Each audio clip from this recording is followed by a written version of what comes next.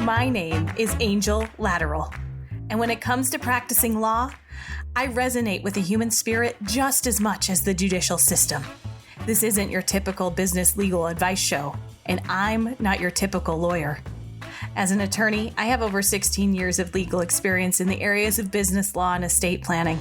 As a project manager, I love building and nurturing systems that work. And as a certified guide in the lineage of King Solomon, transformation consultant, and practicing Buddhist, I know this all starts with a healthy mindset. Welcome to the Laws of Abundance podcast.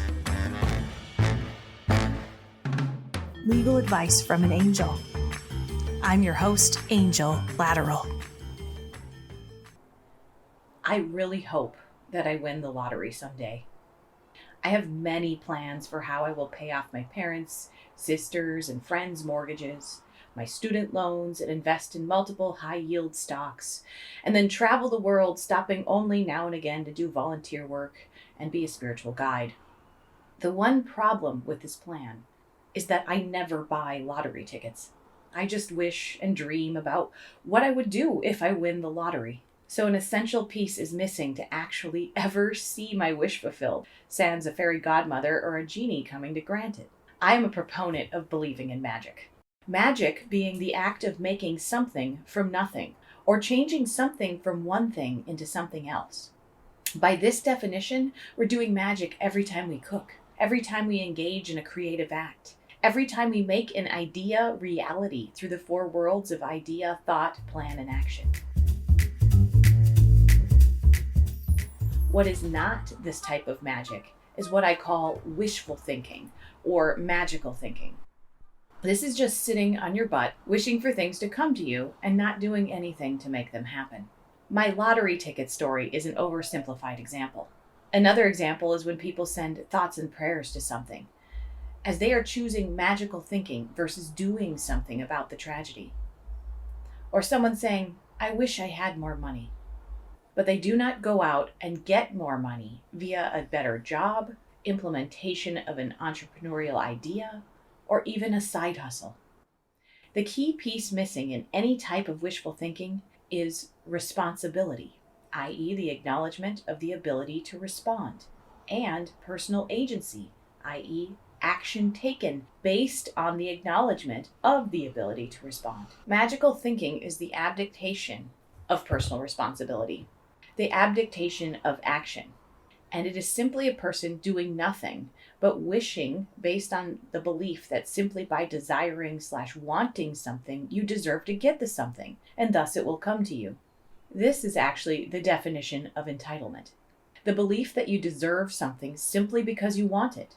With entitlement comes a sense of victim, because when one does not get what they believe they deserve, then they think someone took it from them, and they are then hence wronged, and now a victim, when they in fact never had anything to begin with. And when this lack mentality, this win-lose mentality starts to pervade every thought process of a person, you get thought structures and false realities that entrench a person in being stuck, in lack, in victim, in powerlessness, and the results are not pretty. We're seeing them at work in the collective consciousness every day. If you're listening to my podcast, you are likely not at a critical level of hopelessness or wishful thinking in your life. But I want to challenge you to examine where in your life that wishful thinking might be at play. Where are you feeling entitled? Where do you feel like you deserve to receive something just because you want it? What places do you feel as if someone took something of yours, or that they got in the way of something coming to you? Or where are you simply wishing for something to happen? What are you actually doing about that wish? Where are you saying, if I won the lottery, but then not buying a ticket? I'm not saying go out and start buying lottery tickets, but where is that same mentality at play in your life? Do you want a better job? Are you looking for that better job? Have you defined what that better job even is? Have you updated your resume? Are you looking at increasing your skill set or starting a business instead? Do you want less stress? Well, then are you exercising, meditating, or practicing deep breathing?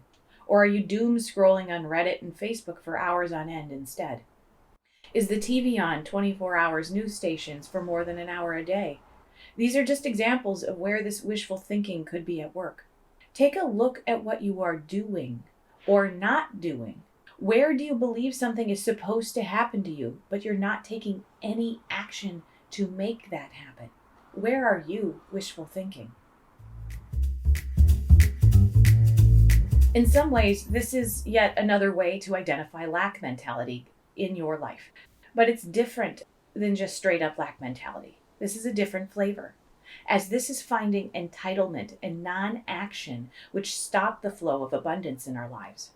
So looking honestly at the places where we are creating stories and fictions about what we want and what we are doing about what we want is so very important, so we can be a person in integrity and flow abundance from that space. Now, a lot of people, when in the mode of wishful thinking, use the word hope instead of wish. I hope I win the lottery versus I wish I win the lottery. Heck, the lottery is called the hope tax by some. So hope is frequently synonymous with wishful thinking. But hopefulness isn't wishing, nor is it wishful thinking, because true hope is an active thing and a mindset. In Brené Brown's book, The Gifts of Imperfection, she provides a really great definition of hope as a practice of open-hearted people. A definition I really liked inside a book I really liked. So I'm going to encourage you, if you haven't already, to read or listen to her book in its entirety. It's based on research of people who live open-hearted lives and the practices they engage in. And it's written in such a way as to help you start practicing these things in your life instead of just saying, be happier or get over it or whatever else self-help books may tell you to do, but never really give you the true tools to do it. Her book has a lot of suggestions provided in a structured manner to allow you to actually integrate things into your life. Anyway, enough about her book, but back to hope. Hope is action. Wishing is a thought. So hope involves the process of believing that something could be different than it is, plus that you have the ability to be an agent in the scenario of changing it. To be hopeless is to be completely stuck, no way out. To have hope means you're not stuck, that you have agency. You may not know exactly what the right thing to do is, but you will definitely keep trying until you find something that shifts it. So paraphrasing Brené, in her summary of the research, C.R. Snyder of the University of Kansas, hope is actually a learned cognitive process that consists of three things. 1, goals. 2, mental pathways. And 3, agency. These three things are supported by an underlying attitude of flexibility and tolerance for disappointment, or as I like to call it, the willingness to fail forward. These three things are supported by an underlying attitude of flexibility and a tolerance for disappointment, or as I like to call it, the willingness to fail forward. So hope happens as a life practice when we can first set goals for ourselves, when we can choose a direction we want to go, a place or something we want. In my Buddhist practice, the saying is, earthly desires equal enlightenment, because those desires, i.e. goals, become the fuel for our hope and motivate us towards accomplishing things.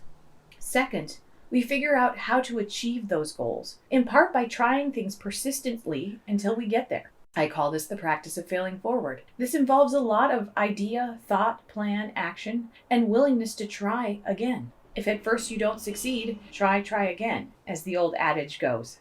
But it's true. The first plan you make to achieve your desire may not work, so you change your plan based on what you learn, and you persistently keep moving forward towards that goal. If you fail, you pick yourself up again, and you start again. Finally, the third ingredient to hope is agency. In other words, we fully believe we are responsible for the result. We believe we can do it, that we have the ability to respond, that we are completely capable of making it happen eventually. So hopeful equals persistence and hard work and the willingness to fail until you succeed. It is extremely active and involves no waiting or externalizing the cause. So can you see here the difference between wishful thinking and hope? Wishful or magical thinking is, I want this thing. I will do nothing and wish it towards me because my wanting alone, I deserve it. So can you see here the difference between wishful thinking and hope? Wishful or magical thinking is, I want this thing. I will do nothing and wish it towards me because my wanting alone makes me deserve it. So magical thinking is entitlement. a belief that things should come easy with no effort. Simply by wanting something, one believes they deserve it. Hope is, I want this thing. Getting it is tough, but the effort will be worth it, and I can in fact achieve it. There's power in hope. Power, as defined by Martin Luther King Jr., the ability to achieve our purpose and affect change. The opposite of which are powerlessness and hopelessness, which result from 1. Fear of disappointment or fear of failure, fear generally. 2. Entitled thinking or the belief that everything should just easily come to you. Or 3. Performance pressure or perfectionism, or that belief that because it's not easy, it means you're not good at it, and thus shouldn't even bother trying to make it happen. From this combination of things, we have an epidemic of wishful thinking and hopelessness, which is the same problem as the level of victim mindset we have in the United States. So I want to encourage us all, as a law of abundance in our lives, to practice hope. In fact, to learn how to hope. Hope is certainly learned behavior. I learned it really well over 20 years of Buddhist practice and 4 trips up and down the tree of life in the study of the Universal Kabbalah. Rule number 1 for cultivating hope is to set a goal, a tangible, measurable result, a desire for your life and yourself. Don't know where to start? Start with something you want. Buddhist Practice 101 is to chant for a material thing you want. It will get you going. It's not selfish. It's fuel for enlightenment. Rule number 2, take action toward the goal. Make a plan. Take steps on the plan. Put yourself out there. Go do the thing and never give up until you achieve the goal or desire, or learn along the way that your first goal was actually just a stepping stone to a bigger thing. Or maybe what you wanted wasn't actually good for you, but in the process of failing forward to that goal or the desire, you learned what you truly needed and pivot toward that. Rule number 3, recognition that you have the power within you to do the thing. Taking responsibility for your life, acknowledging that you have the ability to respond. Actualizing your potential as a human being, tapping into your divine nature, your Buddha nature, recognizing that you create your reality. Whatever words you use, this is the path of agency. And there you are, living and breathing hope, resilience, and are on the path of a joyful life, where you rest on an unshakable foundation. You won't need to wish anymore because you know the power to create your reality rests inside you. Thank you for allowing me to help you prosper. If you like this podcast, please review and subscribe. You can find out more about me at lawsofabundance.laterallaw.com.